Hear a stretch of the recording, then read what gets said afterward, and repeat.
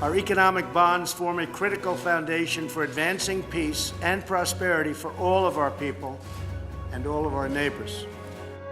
Speaking out in support of freedom, speaking out in support of democracy.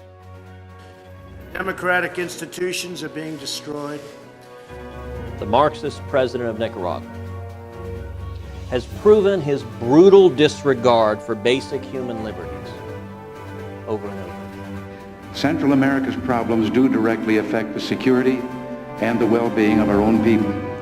And Central America is much closer to the United States than many of the world trouble spots that concern us. The CIA's technique in Nicaragua it's a covert action. It's called a destabilization. It's what's done when you have a government in the capital that you don't like of a target country, and you want to discomfit them or put pressure on them, as Reagan says, which would sound, okay if you were talking about putting pressure on the Democratic Party or the Democratic presidential candidate.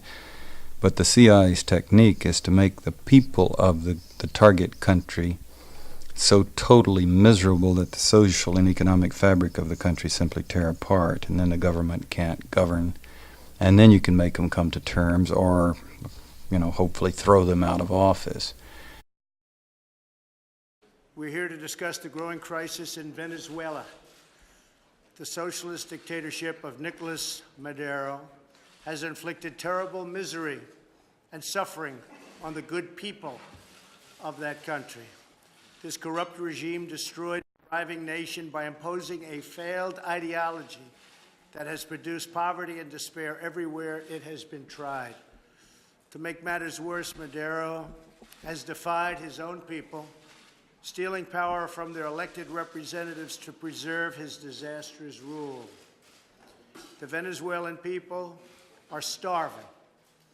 And you just pull every string you can to get articles in every element of the media to make them look bad, to describe them as incompetent, to describe them as brutal if you can, a totalitarian if you can, to discredit their democratic processes. Meanwhile, you coordinate that with pulling every international string you can. As responsible neighbors and friends of the Venezuelan people, our goal must be to help them regain their freedom, recover their country, and restore their democracy. The simple techniques can only be described as terrorism. Literally rape and pillage, going across the border and blowing up bridges, blowing up clinics, blowing up sawmills, blowing up granaries, shooting fathers, and then while they're dying on the ground with their family forced to watch, castrating them, and then putting a grenade in their mouth and pulling the pins, and in some cases the opposite, putting a grenade in the mouth of 7-year-old children and pulling the pin while the parents are forced to watch, with the objective of just totally shocking and traumatizing the people to the point where, like I say, the society just can't function.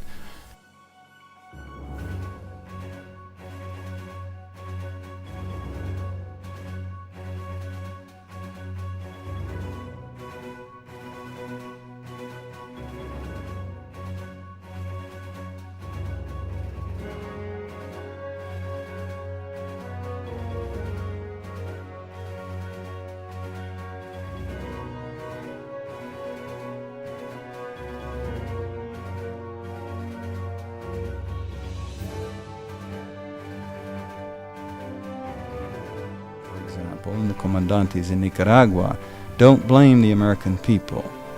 They have said time and again the American people are not evil. When they have the facts, when they're taught the truth, they respond with compassion and generosity.